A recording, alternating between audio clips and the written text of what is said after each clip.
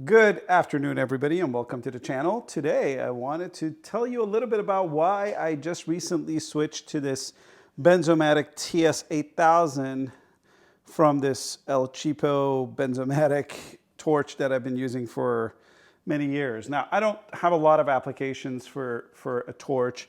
I'm not a plumber, and I'll do some plumbing jobs around the house, but most of the time I'm using something like Shark Bite or something like that. So I'm not usually welding copper, but you always need a torch for one reason or another, and this is the one I've always had. But recently, I tried doing some aluminum brazing, and kind of probably started out by watching too much Project Farm. And I'll leave a link to his channel down below. It's an exceptionally good YouTube channel. I'm sure you're already familiar with it. Anyway, watching that, I kind of noticed some of the shortcomings of this torch, and going through the brazing process, you kind of notice that you do want to turn power off and on quite a bit, and it's kind of a pain in the ass to keep undoing the valve, turning it on and whatnot. And then you want like just kind of what I've noticed with this one, it doesn't even have a model number on it. It is a Benzomatic torch, but what I've noticed with this one, it doesn't perform too well when you turn the torch upside down or in some sort of like angled position. It works pretty well in this kind of upright scenario, but the minute you kind of go into a different angle, it seems to not do as well. So that's the other problem with it. And then also this, from what I've read, and I don't really have I'm not going to confirm or deny that with you, is that this torch won't allow it to burn as hot as this TS8000 unit will. Okay, so let's talk about some of the differences. First, I'll just demonstrate how you use this. Pretty simple. I'm sure you're familiar.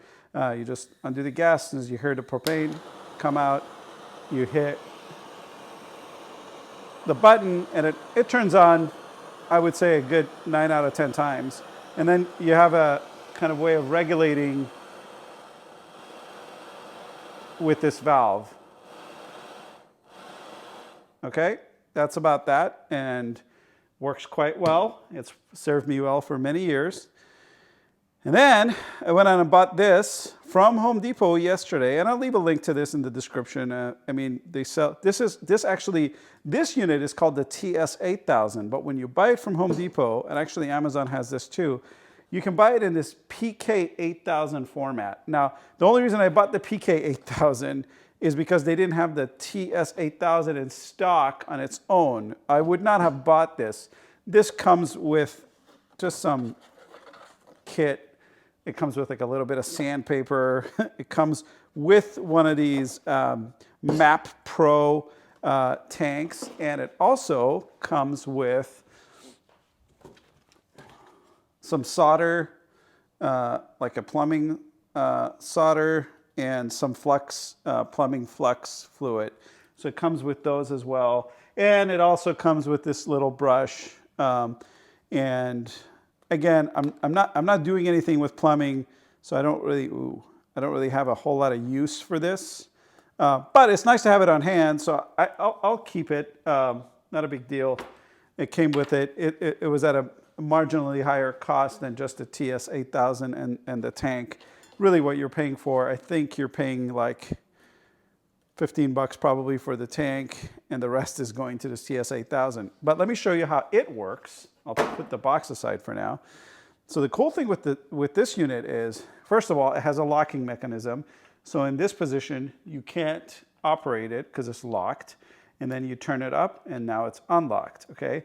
And now you can undo the valve or close it or open it. Doesn't matter. Nothing comes out.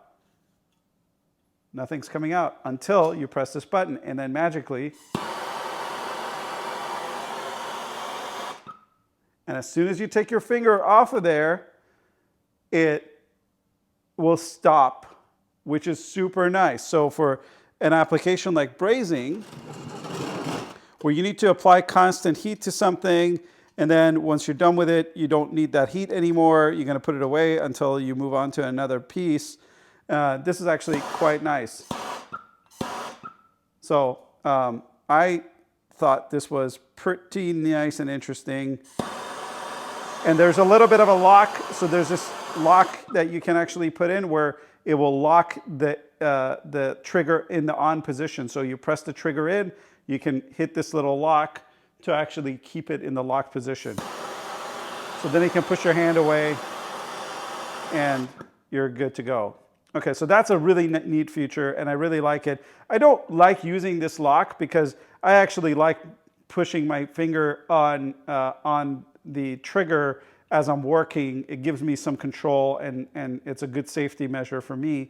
But I can also see if there was some reason for me to leave the torch on pointing at a very specific spot for, let's say, 2 minutes straight, and I didn't want to move it, then I could just set the torch, hit the button, and then walk away and come back. That doesn't sound like a very safe thing to do, but I could also see, like, for example, if there was a hard-to-reach spot and my whole arm couldn't go in, I could do that, grab the back of the canister, and then just kind of hold it and heat the far away item. So that's when that would come into play for me.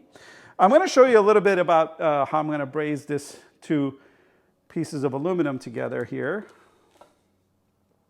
I am by no means any good at this, but I came up with a couple of tricks that have helped me. So first I went and picked up some nice brick from Home Depot. And what I also have is I've got these Rockler clamps. So these bricks have holes in them, and I'm able to actually use the bricks as a makeshift clamp on my bench top. I'm not going to show it to you right now, but you could essentially take two of these and the bricks and then clamp down on a big piece of metal. And the nice thing with brick is it's a very poor conductor. So it's not going to pull away a lot of heat from your item. What a lot of people do, they put their item in a metal vise. The problem is a metal vise is a hunk of metal. It's just a giant piece of metal. So it pulls a lot of heat away from your item. And that's not a good thing. That's a bad thing. You want all the heat on your item so that your brazing rod can melt quicker. Now, for my brazing rod, I went with the Project Farm recommended Hobart. Here, let's see if I'm, Hobart brazing rods. So these are aluminum brazing rods, and they're supposed to get up to like 700 degrees before they melt. So very likely this isn't going to get you there. I don't think it's, so I watched a lot of videos on this. I don't think it's because of the propane, to be honest with you, even though that's what the industry would like for you to believe.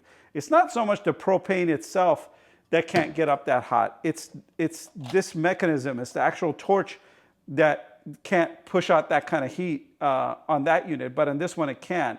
And hopefully I can find it again, but I'll link to another video that actually proved that point. It's not a point I'm trying to make, it's a point that it made. And it was a good point, and they were actually able to get to a higher temperature using the TS8000 with a blue propane can. Now that's a pretty interesting thing because those blue propane cans are a lot cheaper. So, you know, maybe this Map Pro is kind of a scam. I don't know. I don't know. I went and bought it anyway, though. So for what I'm doing right now, I don't really need to use any clamping force.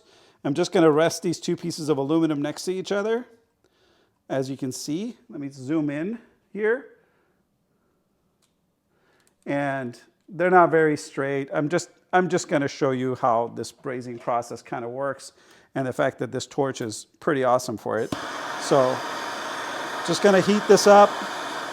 You're going to continue to heat it until you think it's at 700 degrees, which is quite hot.